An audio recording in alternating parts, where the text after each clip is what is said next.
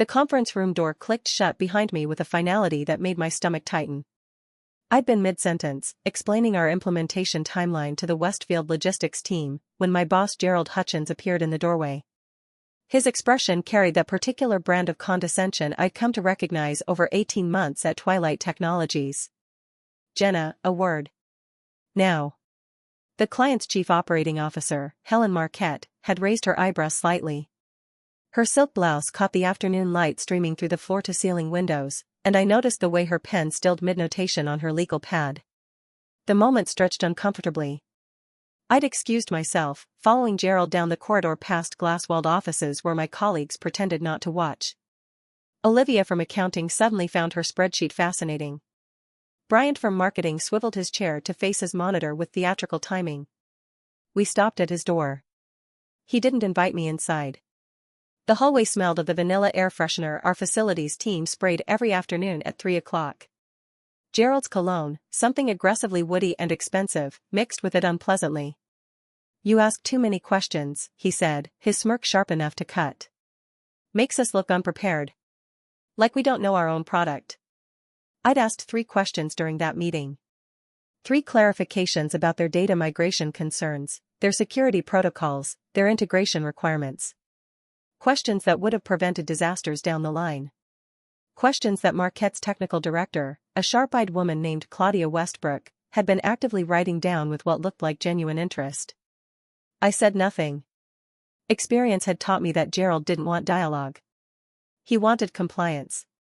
His tie was slightly askew, a burgundy silk number with subtle paisley that probably cost more than my weekly grocery budget. I focused on that imperfection rather than the anger building behind my ribs. "Get back to your desk. I'll handle Westfield from here." That was Tuesday, October 7th. I remember because I'd circled it on my desk calendar later that afternoon, sitting in my cubicle with the fluorescent lights humming overhead. The calendar was one of those promotional freebies from an office supply company, featuring inspirational quotes that usually felt hollow. October's offering read, "Success comes to those who persevere." The irony wasn't lost on me as I drew my red circle around the date, pressing hard enough that the marker bled slightly through to Wednesday's square. Something about the dismissal felt different. More pointed. More final. My coffee had gone cold in its mug, the one my graduate school roommate had given me with "Data doesn't like" printed in bold letters. I stared at those words for a long time that afternoon. The office stretched around me in beige monotony. Twilight Technologies occupied 3 floors of a downtown building that always smelled faintly of coffee and recycled air. The HVAC system had a particular rattle in autumn that maintenance kept promising to fix but never did.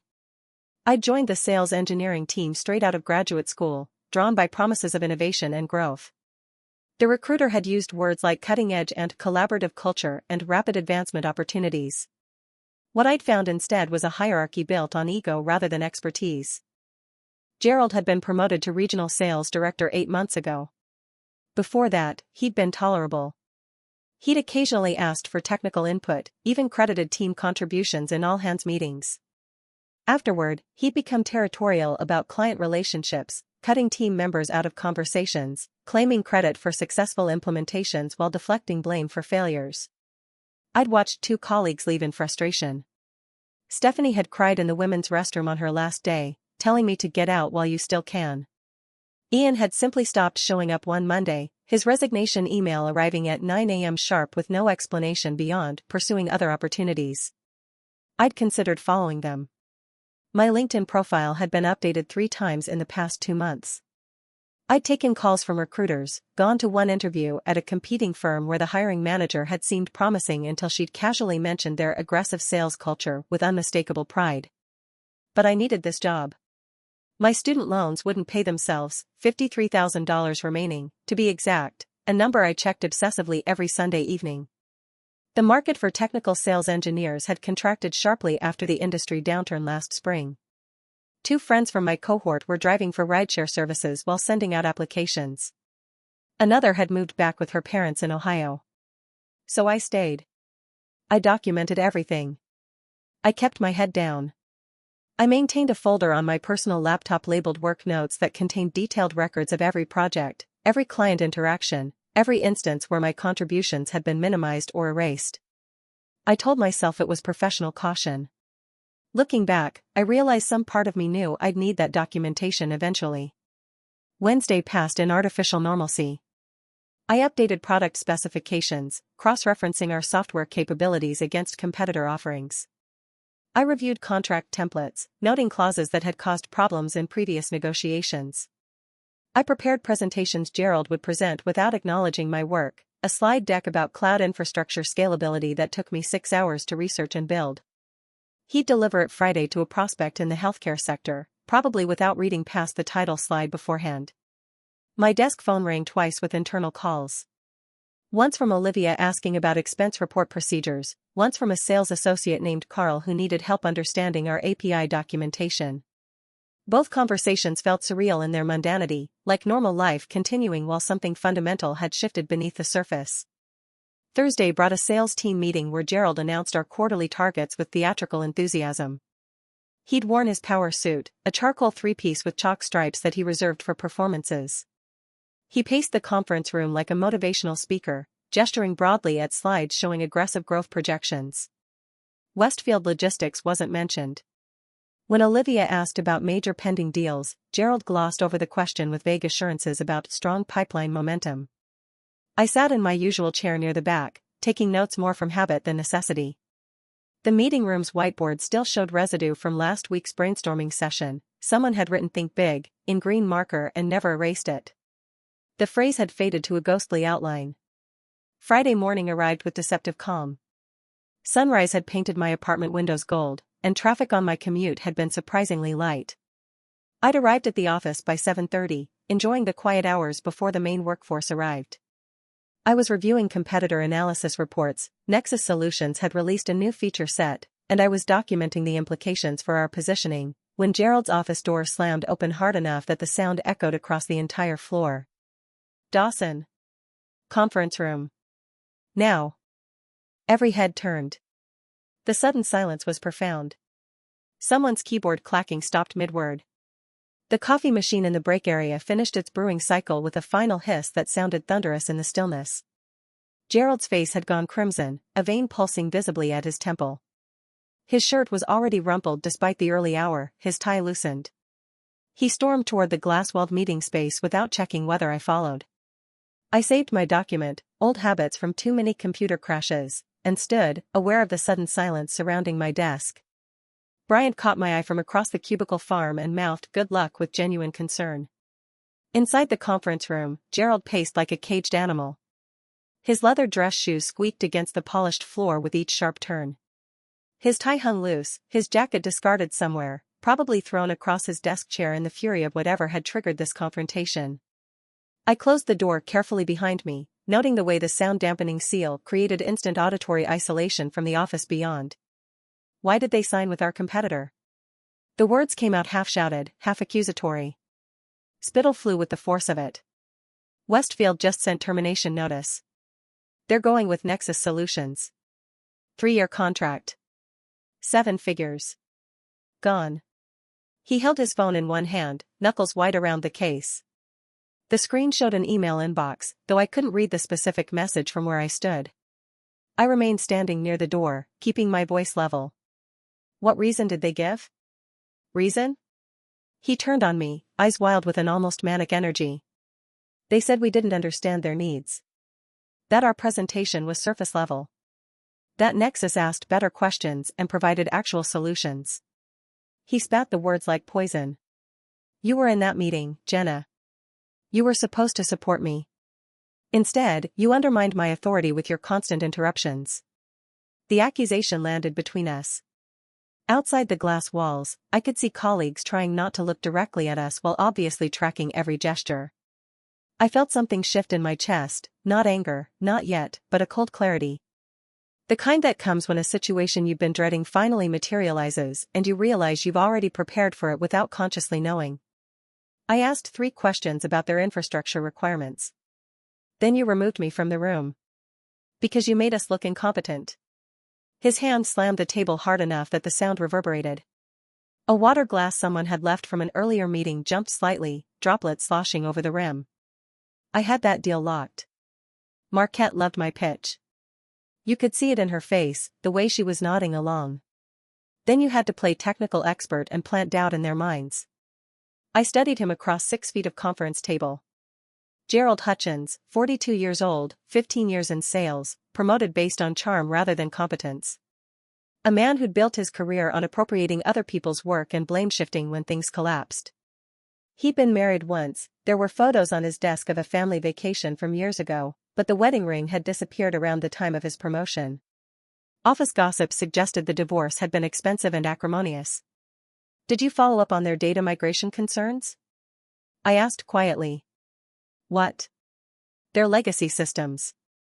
The integration timeline. The security protocols they mentioned.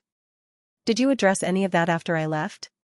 His face darkened further, the crimson deepening to something close to purple. I don't need technical interrogation from you. I needed you to smile, nod, and let me close the deal. That's not how enterprise software works, Gerald. These aren't impulse purchases. They're multi-year investments requiring detailed technical alignment. I kept my hands loose at my sides, maintaining non-threatening body language despite the tension crackling through the room. Westfield is a logistics company managing real-time tracking for 3,000 vehicles across 17 states. They can't afford implementation failures. Don't lecture me about sales. He moved closer, using his height as intimidation. At 6'2", he typically loomed over people, a tactic I'd seen him employ in multiple contexts. You know what this makes me look like? I have to explain to the executive team why we lost our biggest prospect this quarter. Diane Foster is already sending meeting requests. The VP of Operations wants a postmortem. And you're going to help me craft that explanation. The threat hung explicit in the air. I was being positioned as the scapegoat. The overeager junior engineer who'd torpedoed a sure thing with inappropriate questions. Gerald would spin this narrative upward while I absorbed the professional consequences. I should have felt panic. Instead, I felt something colder. Sharper. The sensation of pieces clicking into place. I'd like to review the meeting recording before we proceed, I said. Gerald's expression flickered, a micro-expression of something that might have been fear before his features reset to anger. What recording? All client meetings are recorded for training and quality assurance. Company Policy, Section 4.7 of the Sales Procedures Manual. The system archives them automatically to the shared drive under client name and date. I kept my tone professionally neutral, the voice I used when explaining technical specifications to non-technical executives. I'd like to review what was actually said before we characterize the meeting to leadership. The color drained from his face, then rushed back darker. His jaw worked silently, and I watched his throat bob with a hard swallow. You're not reviewing anything. This conversation is over. Get back to work. I didn't move. My grandmother had taught me years ago that staying still sometimes requires more courage than acting. With respect, if we're discussing my performance in that meeting, I have the right to review the documentation. HR Policy 12.3, Subsection B. Employee performance discussions must include access to relevant supporting materials. He stared at me, and I watched him calculate. Push back harder and risk me escalating to HR. Let it go and hope I drop the matter. His hands opened and closed at his sides, forming fists then releasing. A muscle jumped in his jaw. Fine. Review whatever you want. Won't change the outcome. He grabbed his jacket from the chair where he'd apparently thrown it upon entering. You're off the Westfield account. Permanently.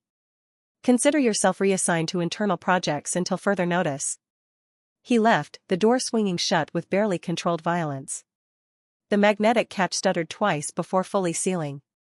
I stood alone in the conference room, my heart finally catching up with the confrontation. My hands trembled slightly. I pressed them flat against the cool table surface, breathing deliberately. 4 counts in, hold 4, 4 counts out. The meditation technique I'd learned from a workplace wellness seminar that Gerald had mocked as hippie nonsense. Through the glass, I saw Bryant deliberately not looking my direction. Olivia had disappeared entirely, probably to the restroom to avoid witnessing the aftermath. Then I walked to my desk, opened my laptop, and navigated to the company's internal database. The meeting recording system stored files for 90 days before archival to long-term storage. The interface was clunky, designed by the IT department 5 years ago and never updated, but functional. Tuesday's session appeared third on the chronological list, Westfield Logistics initial presentation October 7, 25, 2 p.m. Conference Room B. I downloaded it to my local drive, watching the progress bar creep across my screen. The file was large, video quality had been upgraded last year to accommodate detailed product demonstrations. When the download completed, I created a backup copy on my personal cloud storage. Then I started watching.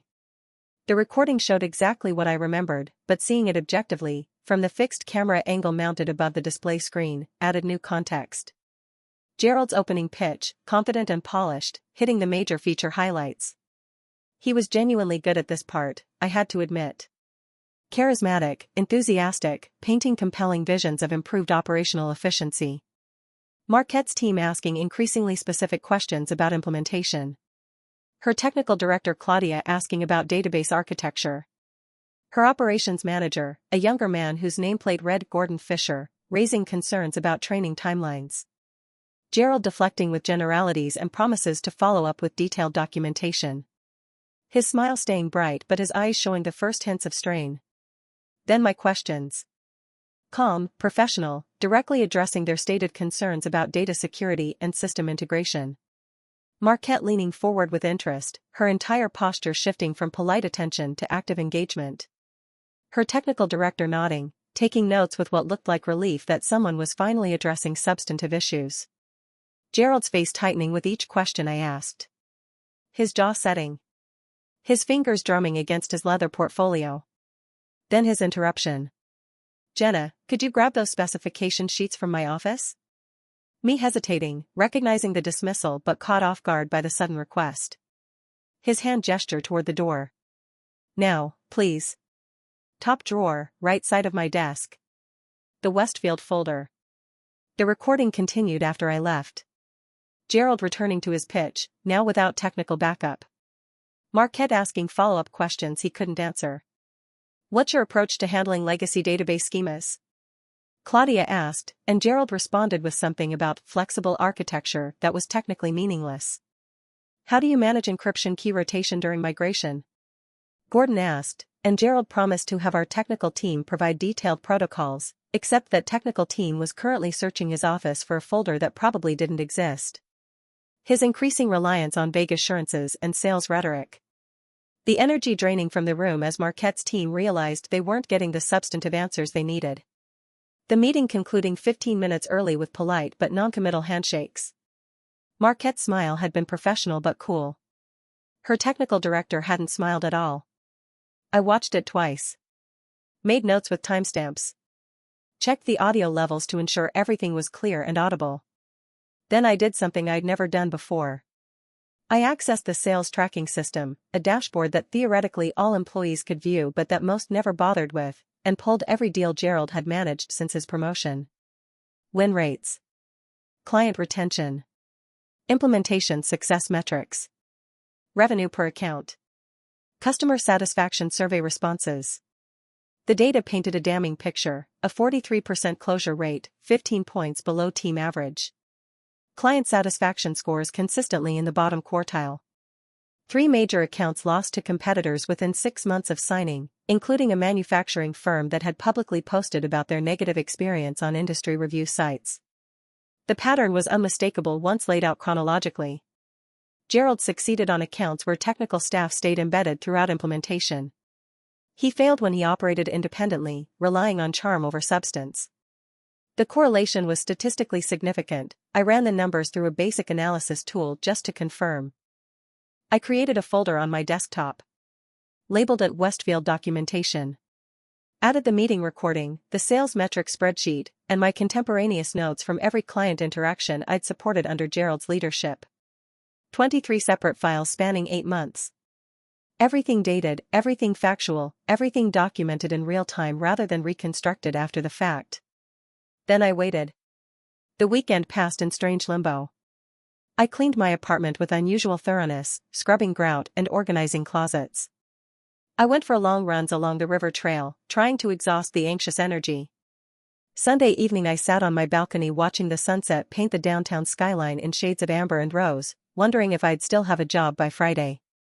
Wondering if I'd done the right thing by preparing to challenge Gerald's narrative. Wondering if documentation and facts would matter against his seniority and connections. Monday morning brought an email summons to the executive floor. The message came from Diane Foster, Senior Vice President of Sales Operations. Please meet with me and HR Director Walter Simmons at 10 a.m. Gerald Hutchins will be present. Westfield Logistics Account Review. The email's timestamp showed it had been sent Sunday night at 11:47 p.m. Foster was notorious for working brutal hours, often sending emails well past midnight. The subject line's clinical language, account review rather than performance discussion, felt deliberately neutral. I arrived 5 minutes early, wearing my best suit, a charcoal gray number I'd bought for graduate school interviews and rarely had occasion to use. The jacket's shoulders felt stiff from months in the closet. I'd spent extra time on my appearance that morning, understanding that professionalism would be assessed alongside my documentation. My hair was pulled back in a neat bun. My minimal jewelry, simple studs, a watch my parents had given me for graduation, conveyed serious competence. I carried a leather portfolio containing printed documentation. Everything I'd compiled, organized with labeled tabs. Technology could fail, projectors malfunction, computers freeze, but paper remained reliably accessible. The executive suite occupied the building's top floor, all hardwood and leather furniture that smelled of furniture polish and power. The elevator doors opened directly into a reception area where Foster's assistant, a woman named Catherine with perfect posture and steel gray hair, sat behind a desk of polished mahogany. Original artwork hung on walls painted a sophisticated slate blue. The windows here didn't show the same industrial views as the sales floor below, instead, they framed downtown skyline with careful composition. Catherine showed me into a corner conference room with windows overlooking the city. Morning light streamed across a table that could seat 12 but today held only 3 occupied chairs.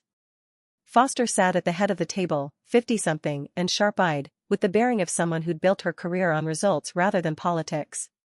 Her suit was navy, perfectly tailored, with a strand of pearls that looked inherited rather than purchased. Walter Simmons occupied the chair to her right, his HR director neutrality already in place, pleasant expression, notepad open, pen ready. Gerald arrived exactly at 10, his confidence restored. He'd clearly spent the weekend crafting his narrative. His suit was immaculate, his tie perfectly knotted, his leather portfolio embossed with his initials. He nodded to Foster and Simmons with easy familiarity, the gesture of someone comfortable in executive spaces. When his eyes landed on me, they held a mixture of disdain and pity. The look of someone who'd already won. We took seats across from each other, the polished table reflecting our opposing positions like a symbolic divide. Foster opened a tablet, her expression unreadable. "Thank you for coming. We're reviewing the Westfield situation. Gerald has provided his account of what happened. Jenna, I'd like to hear yours." Gerald leaned back in his chair, arms crossed. The posture of someone confident in victory. One corner of his mouth quirked upward almost imperceptibly. I opened my portfolio. I prepared documentation. Foster's eyebrow rose slightly. Proceed. The Westfield meeting occurred Tuesday, October 7th, at 2 p.m. in Conference Room B. I was asked to provide technical support for what was positioned as a preliminary presentation. During the session, I asked 3 questions directly related to concerns raised by their team about data migration, security protocols, and integration timelines. I slid the first document across the table, my meeting notes, time-stamped and detailed. Foster picked it up, scanning quickly with practiced efficiency. Approximately 18 minutes into the meeting, I was removed from the room by Mr. Hutchins under the pretext of retrieving specification documents from his office. The session concluded 7 minutes later without addressing the technical concerns that had been raised. Gerald's expression darkened slightly, but he maintained his relaxed posture. That's a very selective interpretation. Foster raised one hand without looking at him. Let her finish. The gesture's casual authority silenced him more effectively than any reprimand. On Friday, October 10th, I was informed that Westfield had signed with Nexus Solutions. Mr. Hutchins attributed this outcome to my questions undermining his pitch and planting doubt in the client's mind. However, the meeting recording tells a different story. I pulled out my laptop, queued up the relevant timestamp. With your permission? Foster nodded. Please. I played the section showing my questions, Marquette's engaged responses, her technical director's active note-taking. Then Gerald's interruption and my departure. Then the post-departure segment where Gerald failed to address increasingly specific technical concerns, his answers growing more vague and performative as the questions became more detailed. The room fell silent except for the audio of Gerald's voice promising to circle back and provide comprehensive documentation and have our technical team reach out directly. Promises made to buy time, to defer, to avoid admitting gaps in knowledge. Foster watched without expression, but I saw her fingers tap once against the tablet in what might have been irritation. Simmons took careful notes, his pen moving in small, precise strokes. Gerald's face had gone pale, his arms slowly uncrossing. Additionally, I continued after the video concluded, I've compiled performance metrics for accounts managed by Mr. Hutchins since his promotion to regional director last February. The third document showed the win rates, retention numbers, and satisfaction scores. I'd created a simple chart, nothing fancy, just data visualized clearly. The pattern was undeniable. Gerald's numbers had declined steadily since his promotion, inversely correlated with his increasing tendency to exclude technical staff from client relationships. I'm not suggesting these outcomes are solely attributable to management approach, I said carefully, maintaining professional objectivity. However, there appears to be a consistent correlation between technical engagement level and client retention. Accounts where technical staff were included throughout the sales process showed significantly higher satisfaction and renewal rates. Accounts where technical staff were minimized or excluded showed corresponding decreases. Foster studied the documentation for a long moment. The silence stretched.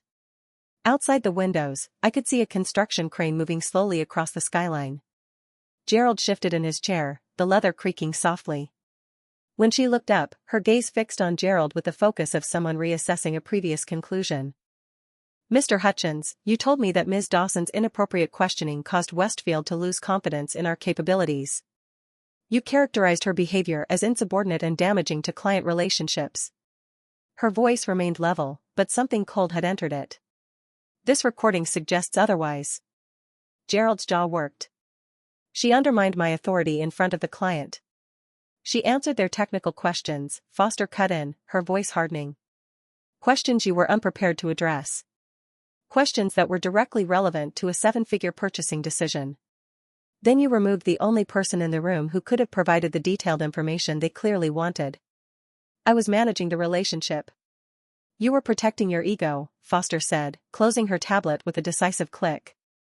Walter, I want Gerald's full personnel file, client feedback for the past 8 months, and recordings from recent meetings. Today. Authority shifted instantly.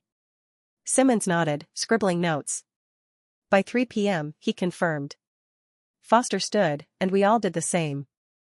Ms. Dawson, thank you for your documentation, it's excellent. Please return to your desk. We'll follow up this week. Turning to Gerald, she added, you'll remain here. I gathered my materials, feeling Gerald's glare on my back as I walked out. The soft click of the door behind me felt like punctuation, the end of one story, the beginning of another. By Tuesday, Gerald's office was empty. HR's email cited pursuing other opportunities, corporate code for termination. Whispers filled the halls, I stayed quiet, focused on work. Then Foster called. Westfield Logistics wanted back in, on one condition, if Jenna Dawson can lead the conversation this time. By Friday, I'd rebuilt the entire proposal, working late into the night. When I presented it alone the following Tuesday, I focused on substance, not showmanship, answering questions, addressing concerns, admitting uncertainty, then following up fast. Westfield signed a 3-year, higher-value contract. Foster later called me in. Well done, she said, smiling. You made them feel heard. Then she offered me a new role, principal sales engineer. Months later, results spoke for themselves, higher win rates, record client retention, and genuine collaboration between sales and engineering. Gerald resurfaced on LinkedIn, full of bluster at a smaller firm, but I'd moved on. From my new office overlooking the city, I finally understood, questions aren't signs of weakness. They're the foundation of real understanding, and the quiet power behind every lasting success.